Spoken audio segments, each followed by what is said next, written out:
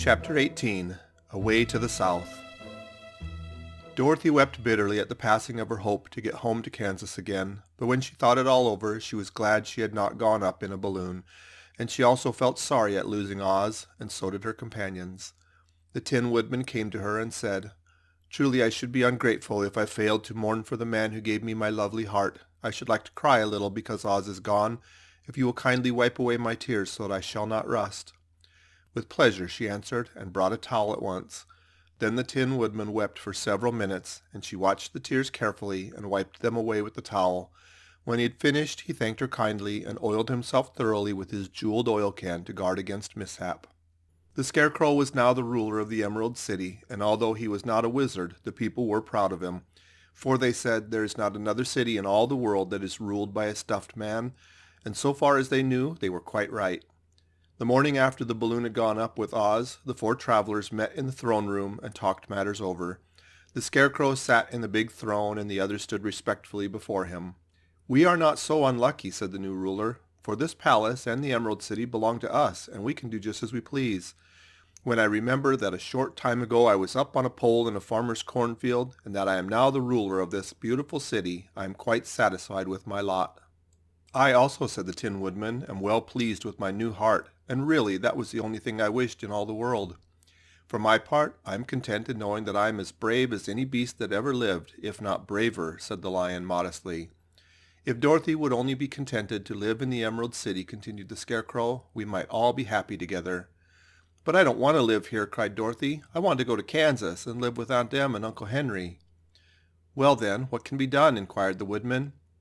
The Scarecrow decided to think, and he thought so hard that the pins and needles began to stick out of his brains. Finally he said, "Why not call the Winged Monkeys and ask them to carry you over the desert?" "I never thought of that," said Dorothy joyfully. "It's just the thing. I'll go at once for the golden cap." When she brought it into the throne room, she spoke the magic words, and soon the band of winged monkeys flew in through the open window and stood beside her. "This is the second time you've called us," said the Monkey King, bowing before the little girl. "What do you wish?" "I want you to fly with me to Kansas," said Dorothy, but the Monkey King shook his head.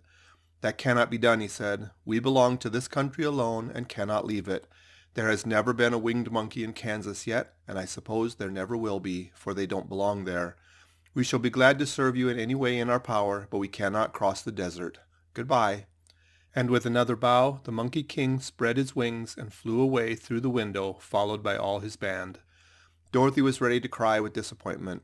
"I have wasted the charm of the golden cap to no purpose," she said, "for the winged monkeys cannot help me." "It is certainly too bad," said the tender-hearted Woodman. The Scarecrow was thinking again, and his head bulged out so horribly that Dorothy feared it would burst. "Let us call in the soldier with the green whiskers," he said, "and ask his advice." So the soldier was summoned and entered the throne room timidly, for while Oz was alive he never was allowed to come further than the door.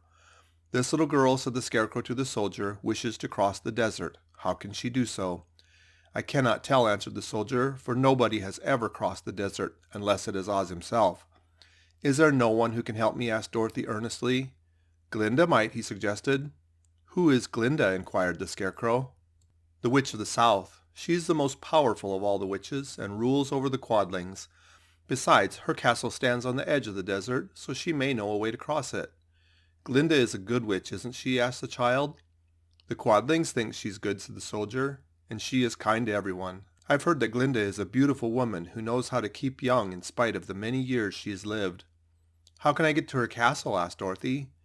"The road is straight to the south," he answered, "but it's said to be full of dangers to travelers. There are wild beasts in the woods, and a race of queer men who do not like strangers to cross their country.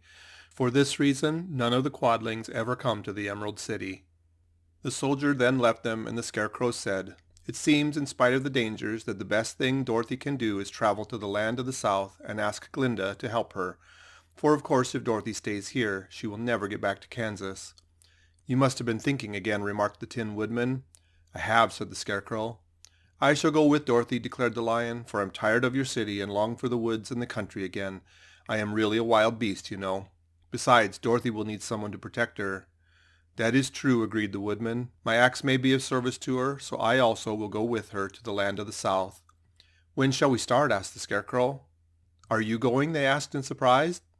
Certainly, if it wasn't for Dorothy, I should never have had brains. She lifted me from the pole in the cornfield and brought me to the Emerald City, so my good luck is all due to her, and I shall never leave her until she starts back to Kansas for good and all. Thank you, said Dorothy gratefully. You are all very kind to me, but I should like to start as soon as possible. We shall go tomorrow morning, returned the Scarecrow. So now let us all get ready, for it will be a long journey. End of chapter 18.